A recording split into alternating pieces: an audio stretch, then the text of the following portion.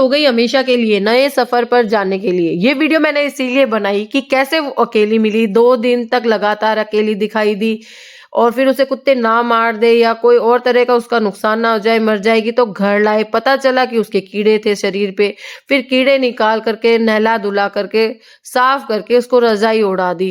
घर में रखना था इसीलिए उसे नहलाना भी ज़रूरी था और शेरू के पास साथ घर में चीकू के साथ बाड़े में रखने के प्रयास किए हमने, मगर वो रो रही थी, शायद उसे माँ की याद आ रही थी। मगर जैसे टिल्लू को इलाज करवाने के बाद घर में रखने पर, स्वस्थ होने पर बाड़े ले जाकर के चीकू और गैरू के साथ रखने के बाद वो मर गया, तो थोड़ा डर लगता है कि कहीं ये ना मर जाए, तो इसका घर भी ढूंढ रहे थे। बगल में छोरा गांव में डिंडोरा, उसका घर हमारे गाय के बाड़े के पास था, हमें एक बच्चे ने बताया। भगवान ने रची थी ये सारी कहानी, हमारी क्या औकात।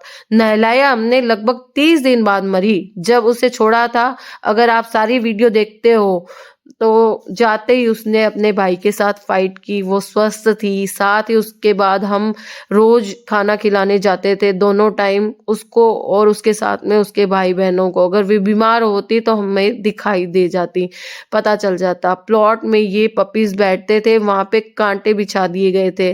जिसका प्लॉट था उस व्यक्ति के द्वारा, शायद उसे पसंद नहीं था कि वो यहाँ बैठे, तो हमने हाथों हाथ अपने बाड़े के एक कमरे को खाली किया ताकि सर्दी में उन्हें बाहर ना बैठना पड़े। वहां पे एक मोटा सा चद्दर बिछा दिया कि वो आराम से बैठ सके। मगर उसकी जो स्वीटी की माँ थी, 4 माताएं थी, उसमें स्वीटी की माँ अलग से कहीं और जाके रहती थी, वो नहीं आती थी कमरे के पास, ना खाना खाने ना बैठने। तो कभी कभी जब आती थी वो पीछे से उसे ले जाती थी, जिसके कारण उसे सर्दी लग गई और शाम तक वो मर जाएगी।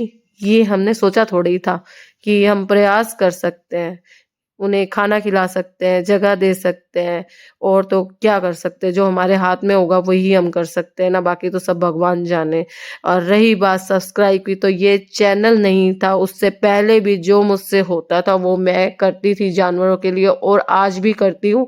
बस अब आप देख पा रहे हैं, क्योंकि जब पहली बार एक औरत ने 4 माह के कालू को मारा और कालू वनीला की माँ लूसी के लिए पुलिस बुलाई गई, स्ट्रीट डॉग्स के लिए पुलिस, तो मुझे लगा मुझे वीडियो बनानी चाहिए दिखाने के लिए कि ये जो हमारे पास जीवित आत्माएं हैं, जिन जीवों पर हमारा ध्यान नहीं जाता, हम क्या करें। भगवान धरती पर उतरकर सेवा नहीं करने वाले, वो किसी ना किसी को निमित्त बनाते हैं अपने हर काम के लिए, तो वो हमें चुनते हैं और इन जीवों को हमारी आवश्यकता है। वो तकलीफ में है, हम इन्हें पाल नहीं सकते, कोई नहीं, पर हर व्यक्ति इन्हें रोटी खिलाए, बेवजह मारे नहीं डंडे से, गाड़ी ध्यान से चलाए, इतने भर से भी इनका दुख काफी कम हो सकता है।